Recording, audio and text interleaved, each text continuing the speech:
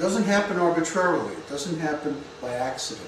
It's not a coincidence. It's part of the natural historical cycle that's given not only in the Vedic calendar, but also in the Mayan calendar, the Aztec calendar, the Native Americans, and the Zoroastrians, and so many other civilizations. So these cycles are saying that time, in other words, is a fractal. The same pattern repeats at different scales. Here we see one example where the pattern of the yugas, the 4 yugas, and their relative lengths also repeats within each yuga in the chakras. Okay, it's a little bit complicated, but the principle is basically the same. Wheels within wheels? Mm-hmm. Spinning in the air.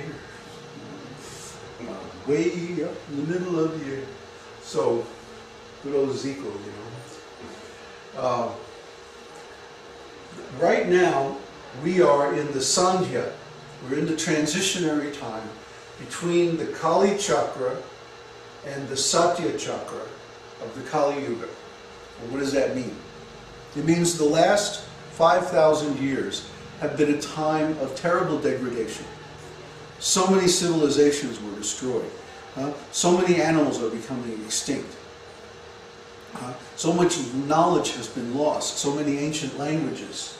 So much ancient knowledge. All within the last 5,000 years. Things were going along in a certain way for a long time before that. And then all of a sudden, when things changed to Kali Yuga, everything changed.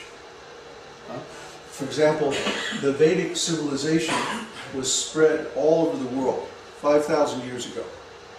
5,000 years ago, the Vedic civilization had outposts in South America, in North America, all throughout the Pacific Ocean, much of Asia, and so on was under its control. And then 5,000 years ago, something terrible happened. It was called the Battle of Kuruksetra. The Battle of Kuruksetra is narrated in a historical document called Mahabharata. And because of this, in fact, Bhagavad Gita, the famous Bhagavad Gita, is spoken right at the beginning of this Battle of Kuruksetra. Basically what happened in the Battle of Kuruksetra, all the kings and warriors of the whole world were killed. In those days, they didn't have wars like we have in today, where they bombed the population and the cities and stuff like that.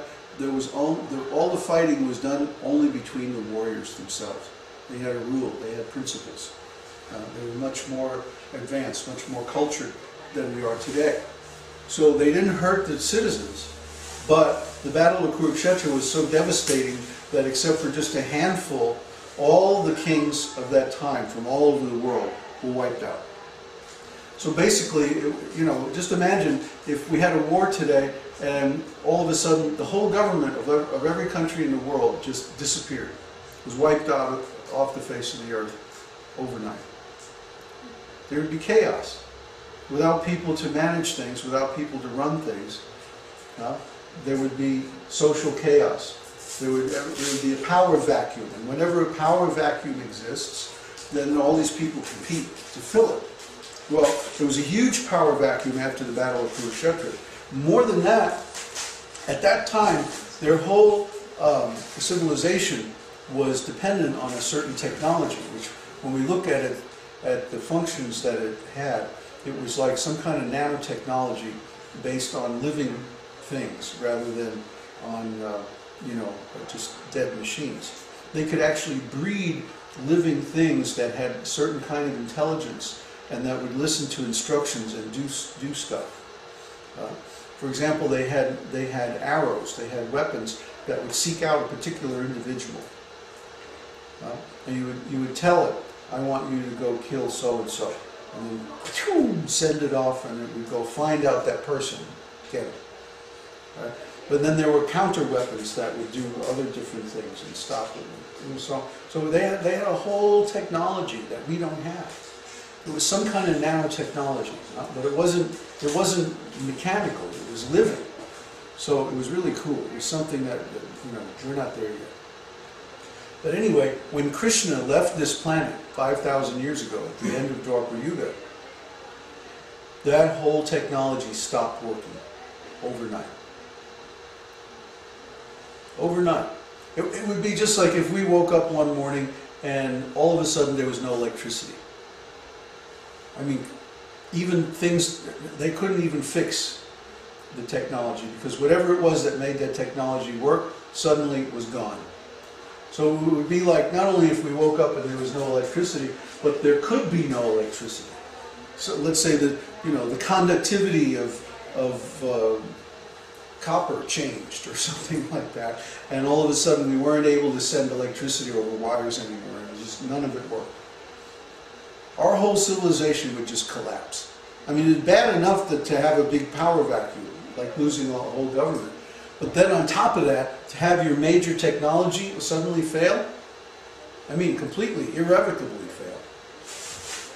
The whole civilization fell apart in a matter of a generation or two. The whole worldwide government, the whole society that they had built up over thousands of years just basically disintegrated. And suddenly, all these countries that have been part of one political entity were now independent, autonomous. So you can imagine what happened. Basically, they all started going their own ways. Whereas before you had one system, like today we have one world economic system. Pretty much everyone who's educated speaks English. Everywhere you go in the world, you know, you have a passport and you can get in and like that. You know, there's a system. So all their systems just failed. And basically all the countries just went their own way. And they started using their own language. They started developing their own religious traditions and functions. They started competing with one another economically, militarily, and so on, whereas before they had never done that.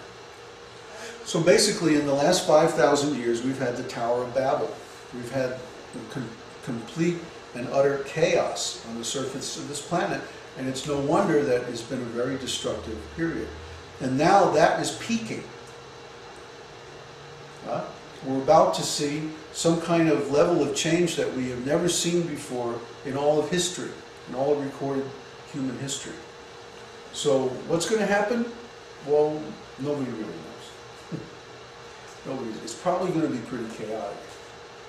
But then again, it's hard to say. But what I think is going to happen, I think that the level of change is going to become so severe, so radical, so drastic, that our language is going to break down. We won't be able, literally will not be able to describe what is happening. Things are going to change so fast, so radically, overnight, that it's going to be like,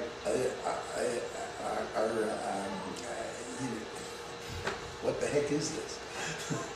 We won't be able to communicate with even with ourselves, because our language will break down.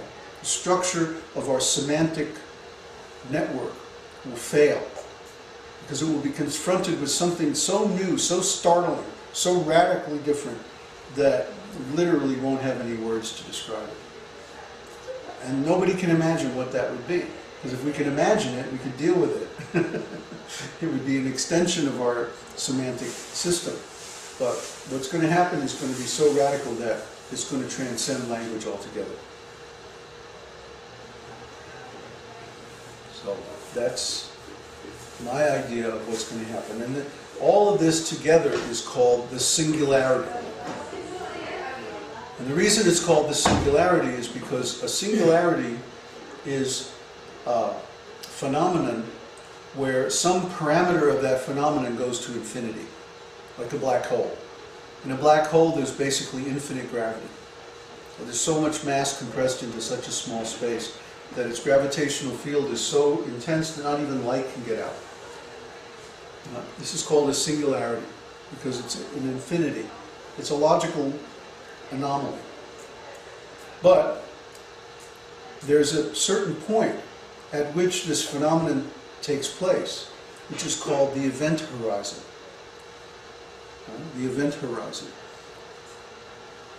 And, for example, the event horizon of a black hole is where its gravity becomes so intense that not even light can escape it. No energy can come out of it. So at that point, that's where the singularity actually occurs. So we're talking about something here that is a singularity of change. It's where the rate of change becomes so intense that not even our imagination can go there. It's too much. It's just beyond us. So what is that? Well, we don't know. We don't, and we won't know until we get there. So that's the definition of the singularity. And people have said it's going to happen in 2012. I don't know if it's going to happen exactly in 2012. The 2012 date comes from scholars who tried to decode the Mayan calendar. And it's quite possible that they could be off by a few years. So it doesn't necessarily have to be exactly in 2012. It could happen a little earlier,